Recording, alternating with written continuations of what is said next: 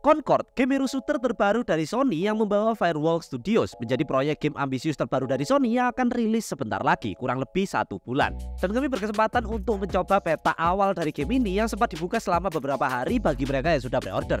Dan nanti juga akan ada open beta mulai tanggal 18 Juli hingga 21 Juli yang bisa diakses untuk mereka yang ingin mencobanya sebelum pre-order. Bisa dibilang Concord berujung sangat berbeda dari apa yang kami perkirakan, baik itu dari kelebihannya maupun kekurangannya. Jadi kira-kira gimana impresi kami setelah memainkannya? Yuk langsung aja kita bahas di video.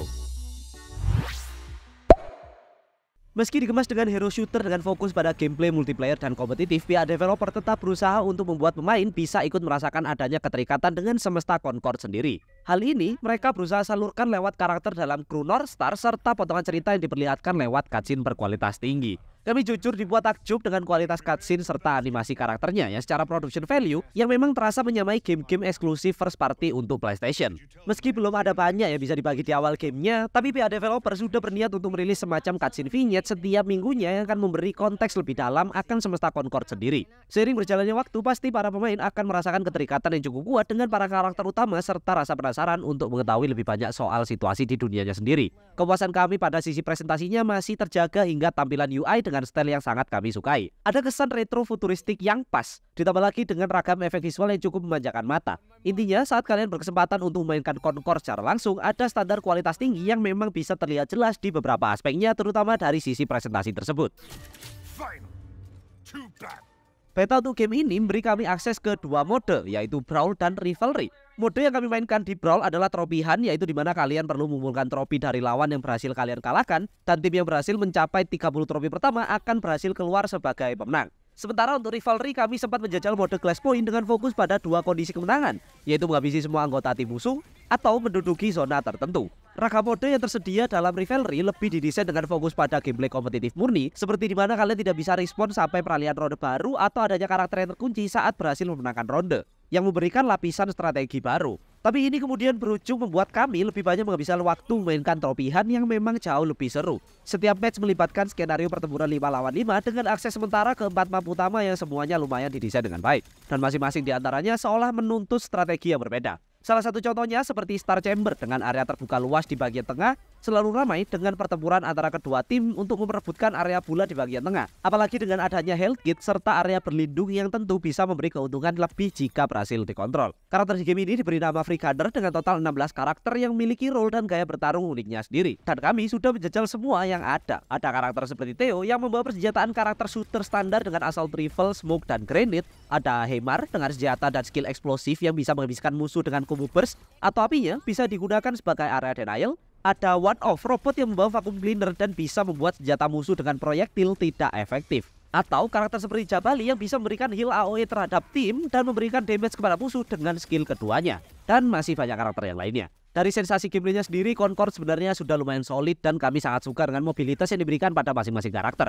Dimana sebagian sengaja didesain untuk bergerak secara lambat karena role sebagai tank, dan ada yang benar-benar cepat hingga bisa melompat beberapa kali di udara untuk mencapai area yang lebih tinggi. Selain itu ada aksi tambahan lewat manuver dodge dengan cooldown yang sudah disesuaikan balancingnya untuk setiap karakter. Aksi reload senjata dibuat lebih taktikal karena kalian harus mengisi peluru secara manual dan bagaimana aksinya tersebut bisa mudah terpatahkan dengan dash. Selain itu sistem cooldown skillnya dibuat lebih menarik seperti bagaimana ada yang memberi refresh atau malah dijadikan layaknya drop dari musuh yang berhasil dikalahkan. Selebihnya setiap karakter dibekali dengan 2 skill utama, tapi tanpa skill ultimate yang memang sangat disayangkan. Karena ini artinya tidak ada senjata pamungkas yang bisa dimanfaatkan pemain untuk tampil bersinar di beberapa skenario selain hanya mengenalkan trait khusus dari masing-masing karakter. Berbicara soal trait tadi, ini adalah semacam kemampuan bonus pasif khusus yang dimiliki masing-masing Free Gunner. Contohnya, seperti bagaimana Star Child bisa mendapat efek diamond skin sementara saat melakukan dodge, Buzz yang bisa melacak posisi musuh saat melakukan crouch, Phil yang mendapat bonus damage resist saat menarget musuh secara penuh dengan sniper rifle, dan lain sebagainya. Meski terkesan sepele, trait adalah komponen paling wajib untuk dimanfaatkan setiap pemain untuk memaksimalkan potensi dari setiap Free Gunner. Terkadang Free Gunner akan mendapat varian trait berbeda dan bagaimana ini bisa dijadikan sebagai opsi bagi pemain untuk tetap menggunakan karakter yang sama di mode Rivalry lewat varian berbeda tadi. Ada opsi crew builder yang sangat menarik untuk game semacam ini, di mana kalian bisa membentuk 12 karakter dalam satu crew yang juga termasuk dengan variannya. Sebagai contoh, kalian bisa membentuk loadout karakter yang hanya berisikan healer atau tank saja dengan semua varian. Tapi gamenya ikut memberi semacam template khusus untuk memudahkanmu dalam membentuk kru sesuai role yang paling ideal. Jadi seperti yang bisa diamati sejauh ini, Concord memang memiliki beragam elemen khasnya sendiri untuk bisa tampil berbeda dibanding kebanyakan hero shooter lain di pasaran. Masuk ke bagian yang tidak mengenakan dari pengalaman bermain kami. Pertama adalah sistem progressionnya yang sangat membosankan. Seperti yang kalian ketahui, Concord akan dirilis sebagai game live service berbayar yang tentu masih membawa microtransaction. Jadi pasti ada ekspektasi kalau konten bawaannya yang bisa dibuka pemain seiring naiknya progress level akan cukup memotivasi mereka untuk terus bermain. Hanya saja selama jalannya masa beta kemarin kami tidak mendapati konten menarik selain skin senjata, weapon charm, dan aksesoris lain yang terasa begitu murahan.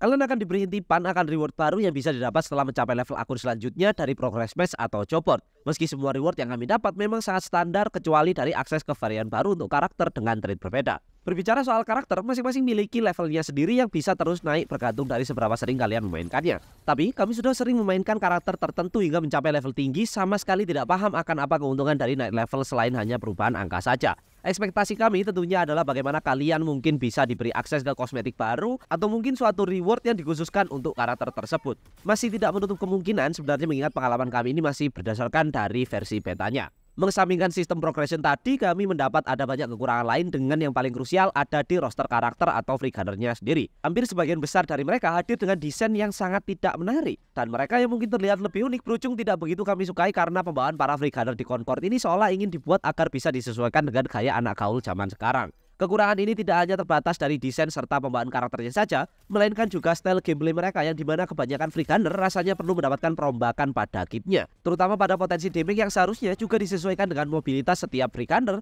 atau apakah mereka punya opsi untuk berganti ke senjata secondary karena tidak semua karakter dibekali dengan opsi tersebut. Kapabilitas bertarung dari beberapa free gunner juga sangat mengecewakan bagi kami. Contohnya seperti Theo sudah kami jelaskan tadi, di mana skillnya hanya memungkinkan dia menggunakan smoke dan granat yang perlu diisi ulang dengan drop dari kill musuh. Selain itu ada Lark yang dibekali senjata dengan proyektil super lambat dengan damage standar juga yang otomatis membuatnya sangat lemah dibandingkan free gunner lain bahkan dari kategori yang serupa tactician. Lalu Roka juga memiliki kekurangan seperti desain karakter yang sangat membosankan serta bagaimana salah satu skillnya yaitu hover thruster kurang begitu mulus saat digunakan.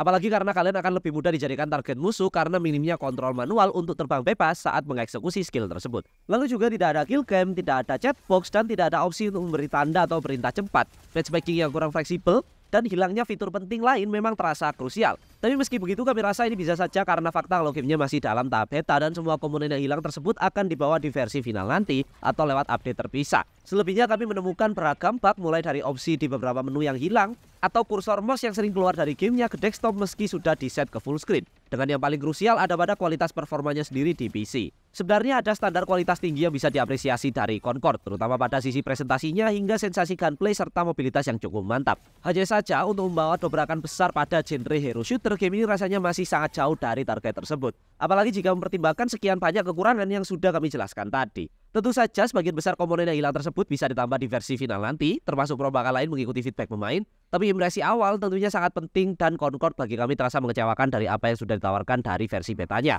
Kekurangannya pun sudah mencakup begitu banyak aspek seperti roster karakter termasuk kit berserta balancingnya, sistem progression, hingga sisi teknis termasuk optimalisasi performa yang buruk di PC. Sebagai game berbayar di mana ada berbagai game sejenis di pasaran dengan akses free to play, tentunya ada banyak yang masih harus dibuktikan Concord demi bisa menarik perhatian pemain. Jika kalian masih tertarik dan penasaran, Concord akan hadir di PlayStation 5 dan PC pada 24 Agustus mendatang. Jangan lupa juga kalian bisa mencobanya di sesi open beta yang dibuka dan diadakan pada tanggal 18 hingga 21 Juli 2024 ini. Jadi itu adalah saat yang pas untuk mendapatkan impresi lebih matang sebelum kalian membeli gamenya. Jadi itu dia impresi kami memainkan Concord pada masa beta pertama kemarin. Gimana menurut kalian sejauh ini? Apakah kalian penasaran dengan hero shooter baru ini? Langsung aja komen di bawah. Jangan lupa like dan subscribe kalau kalian suka dengan konten seperti ini. Dan jangan lupa cek juga media sosial kita lainnya. Semua linknya ada di deskripsi video. Terima kasih sudah nonton sampai akhir video dan sampai jumpa di video berikutnya. Bye-bye.